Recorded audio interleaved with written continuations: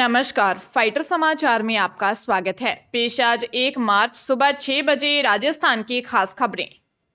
बाबा श्याम का फाल्गुनी लक्खी मेला शुक्रवार को शुरू हो गया। तिलक व पूजन के बाद पहले दिन लखदातार का दरबार शाम 5 बजे खुल गया। पहले ही दिन श्रद्धालुओं की भारी भीड़ खाटू बाबा के दर्शनों के लिए उमड़ पड़ी। 11 दिवसीय मेले को लेकर मंदिर कमेटी व प्रशासन ने व्यवस्था संभाली हुई है। मुख्य मेला मैदान 75 फीट में बनी प्रत्येक 14 लाइन में हेड कैमरे लगाए गए। इसके अलावा मंदिर सहित संपूर्ण मेला क्षेत्र में अच्छी गुणवत्ता वाले 400 के करीब कैमरे लगाए गए हैं और 6 ड्रोन कैमरों से पुलिस हर गतिविधि पर नजर बनाए हुए है। मेले में 5000 पुलिसकर्मी तैनात हैं। 1500 छात्रों से श्रद्धालुओं को छांव की गई है। मेले में 325 चिकित्सा कर्मियों को लगाया गया है। 150 कारीगरों ने 8 देशों के फूलों से बाबा का दरबार सजाया है। राजस्थान माध्यमिक शिक्षा बोर्ड की रीट 2024 के एग्जाम के दूसरे दिन नकल कराने की कोशिश में 2 लोगों को गिरफ्तार किया गया। जालोर पुलिस ने बताया कि पकड़े गए आरोपियों के पास से 1 लाख रुपए कैश और 4 मोबाइल भी बरामद किए हैं। पुलिस का दावा है कि आरोपियों की गिरफ्तारी परीक्षा शुरू होने से पहले ही हो गई थी। शुक्रवार को केवल एक ही परीक्षा में पारी हुई है। एग्जाम के लिए बोर्ड ने 41 जिलों में सेंटर बनाए थे। रीट के दूसरे दिन भी कैंडिडेट की कड़ी जांच की गई। अलवर में एक महिला कैंडिडेट सूट के बटनों पर कैंची चलाने से नाराज हो गई। डूंगरपुर में 2 कैंडिडेट को जनेऊ उतारने के बाद ही एंट्री मिली। अलवर में एक प्रेग्नेंट महिला भी कुछ सेकंड लेट पहुंची तो उसे एंट्री नहीं मिली। उसका दावा था कि वह दौड़ नहीं सकी इसलिए लेट हो गई। अलवर, कोटा, सवाईमाधोपुर सहित कई जिलों के सेंटर्स पर फेस स्कैनिंग में देरी के कारण लंबी लाइनें नजर आई। 12 जिले में नेशनल हाईवे 27 पर एक भीषण सड़क हादसा हो गया, जहां प्रयागराज से जीप में लौट रहे लोगों को अज्ञात ट्रक ने टक्कर मार दी। टक्कर इतनी भीषण थी कि मौके पर ही दंपति सहित 3 लोगों की मौत हो गई, वहीं 6 लोग गंभीर घायल हैं। हादसा देवरी कस्बे के पास हुआ। घटना की जानकारी मिलते ही डीएसपी रिचपाल मीणा और कस्बा थाना प्रभारी योगेश शर्मा मौके पर पहुंचे और राहत कार्य शुरू कराया। पुलिस अज्ञात ट्रक की तलाश कर रही है। जानकारी के अनुसार हादसे का शिकार हुए सभी लोग प्रयागराज महाकुंभ में स्नान कर अपने गांव डूंगरपुर जिले के सागवाड़ा लौट रहे थे। जैसे ही उनकी जीप नेशनल हाईवे 27 पर देवरी क्षेत्र के पास पहुंची, तभी एक तेज रफ्तार ट्रक ने टक्कर मार दी। हादसे में जीप सवार 40 वर्षीय जगदीश निवासी सागवाड़ा, 45 वर्षीय भरत निवासी टामरिया और उसकी पत्नी अमृत बाई की मौके पर ही मौत हो गई। पुलिस मामले की जांच में जुटी है। अजमेर के तोपड़दा स्थित बंजारा बस्ती में बीसी के करोड़ों रुपए समेटकर चंपत होने वाले मामले में जांच करते हुए क्लॉक टावर थाना पुलिस ने मुख्य आरोपी बीसी संचालक सहित उसकी पत्नी व भाई को गिरफ्तार कर लिया है, जिनसे पुलिस मामले में पूछताछ कर रही है। एसपी वंदिता राणा ने बताया कि गिरफ्तार आरोपियों में बीसी संचालक बंजारा बस्ती तोपदड़ा निवासी 36 वर्षीय कमलेश बंजारा और उसकी 30 वर्षीय पत्नी सपना और भाई कुलदीप शामिल हैं, जिनसे पुलिस मामले में गहनता से पूछताछ कर रही है। मामले में परिवादी रामगंज निवासी मोहन बंजारा सहित बंजारा बस्ती तोपड़दा के कई लोगों ने क्लॉक टावर थाने में आरोपी कमलेश, उसके भाई कुलदीप, पिता नेमीचंद, मां रसाली, पत्नी सपना द्वारा लाखों की ठगी की शिकायत दी थी। ठगी से पीड़ित गुस्साए लोगों ने बड़ी संख्या में कलेक्ट्रेट पहुंचकर प्रदर्शन किया था। पीड़ितों ने एसपी कार्यालय में भी शिकायत देकर त्वरित जांच कराने की मांग की थी। विधानसभा में शुक्रवार को प्रश्नकाल के दौरान अनाथ बच्चों को पालनहार योजना का पैसा समय पर नहीं मिलने को लेकर हंगामा हो गया। कांग्रेस विधायक मनीष यादव के सवाल पर सामाजिक न्याय और अधिकारिता मंत्री अविनाश गहलोत ने बताया कि तकनीकी कारणों से भुगतान में देरी होती है, लेकिन अब 40 करोड़ के बकाया भुगतान के लिए बैंक ईसीएस हो चुका है।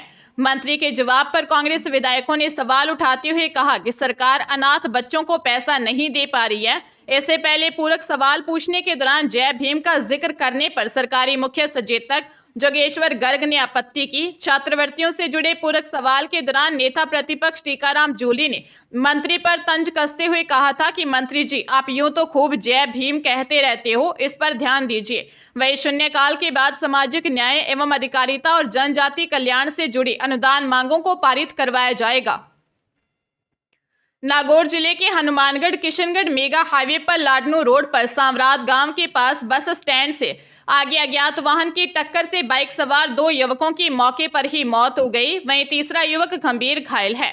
हादसे के बाद सांवरात गांव के ग्रामीणों ने 108 एम्बुलेंस की सहायता से तीनों को डीडवाना के राजकीय बांगड़ जिला अस्पताल पहुंचाया, जहां चिकित्सकों ने दोनों युवकों को मृत घोषित कर दिया। वहीं तीसरे गंभीर घायल का जिला अस्पताल में इलाज जारी है। जानकारी के अनुसार बाइक सवार तीनों युवक लाडनू की तरफ जा रहे थे। इस दौरान उनकी बाइक की अज्ञात वाहन से भिड़ंत हो गई, जिसमें लाडनू शहर निवासी सागर और सोनू सांसी की मौत हो गई। वह युवक भरत गंभीर घायल हो गया। डेडवाना पुलिस मामले की जांच कर रही है।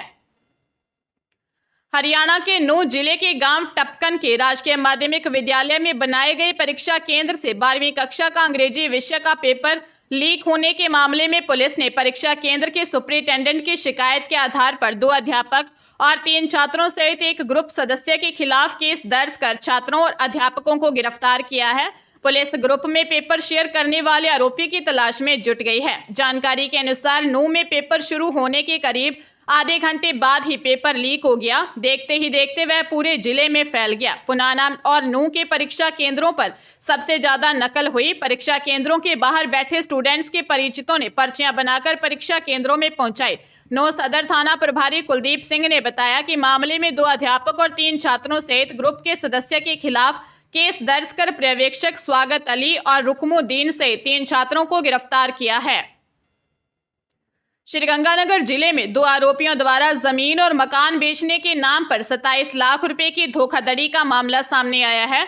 गसिंगपुर थाना क्षेत्र के गांव 59F निवासी अनिल बिश्नोई ने 41F निवासी राजेंद्र सिंह और शिवजोत सिंह के खिलाफ दे रिपोर्ट में बताया कि कुछ दिन पहले शिवजोत और राजेंद्र उससे गांव 41F में मिले और बोले कि उन्होंने अपनी जमीन और मकान बेचना है क्योंकि वे चंडीगढ़ शिफ्ट होना चाहते हैं। दोनों ने जमीन दिखाई और फिर राजेंद्र सिंह ने निर्माणशुदा घर भी उसे दिखाते हुए बेचने की बात कही। अनिल कुमार ने कहा कि मकान का सौदा 12 लाख रुपए और जमीन का सौदा 26,40,000 रुपए में हो गया।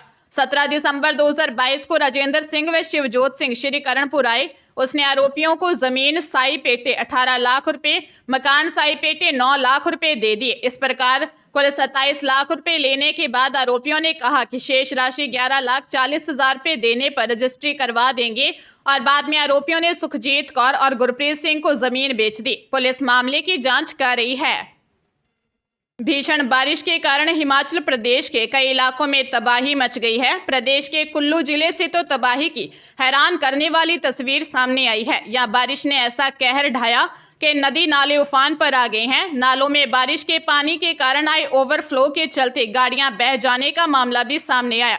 कुल्लू के अलावा मंडी जिले से भी तबाही की तस्वीरें सामने आई हैं। जिले के औट इलाके में लैंडस्लाइड के बाद चंडीगढ़ मनाली नेशनल हाईवे बंद हो गया। मंडी में लैंडस्लाइड के कारण एक बस हादसे का शिकार हो गई। जम्मू कश्मीर में भी 3 दिनों से बारिश और बर्फबारी हो रही है। बर्फबारी और लैंडस्लाइड की वजह से जम्मू श्रीनगर नेशनल हाईवे सहित कई सड़कें बंद हो गई हैं। गुलमर्ग, सोनमर्ग और पहलगाम जैसे पर्यटक स्थलों सहित घाटी के ऊंचे इलाकों में मध्यम से भारी बर्फबारी हुई। खराब मौसम के कारण ट्रेन और फ्लाइट भी रद्द हुई है। चूरू सीजेएम कोर्ट ने चेक बाउंस के मामले में दोषी महिला को 1 वर्ष के साधारण कारावास व 1,10,000 रुपए के जुर्माने की सजा सुनाई। परिवादी की तरफ से पैरवी कर रहे एडवोकेट बाबूलाल सैनी ने बताया कि चूरू के लेखराज सोनी ने पेश किए परिवाद में बताया कि उसके पंखा रोड पर नानी बाई मर्दा स्कूल के पास ज्वेलरी की दुकान है। सुनील कुमारी और संतोष जाट निवासी पीपली पिलानी झुंझुनू गांव कुंसी सर ने उप स्वास्थ्य केंद्र में महिला स्वास्थ्य कार्यकर्ता के रूप में पदस्थापित रहने के दौरान उसकी दुकान पर खरीदारी करने आती थी। महिला ने दुकान से 1,09,171 रुपए के जेवर खरीदे और 40,000 नगद दिए। बाकी के 70,000 का चेक दिया जो अनादरित हो गया। पंजाब के जालंधर में 14 साल की नाबालिग के साथ बिहार निवासी 22 वर्षीय युवक द्वारा दुष्कर्म का मामला सामने आया है। इस बारे में तब पता चला जब उक्त 14 वर्षीय नाबालिग 1 माह की गर्भवती हो गई, जिसके बाद पारिवारिक सदस्यों द्वारा मामले की शिकायत तुरंत पुलिस को दी गई। पुलिस ने मामले में बच्ची के पारिवारिक सदस्यों के बयानों के आधार पर केस दर्ज किया।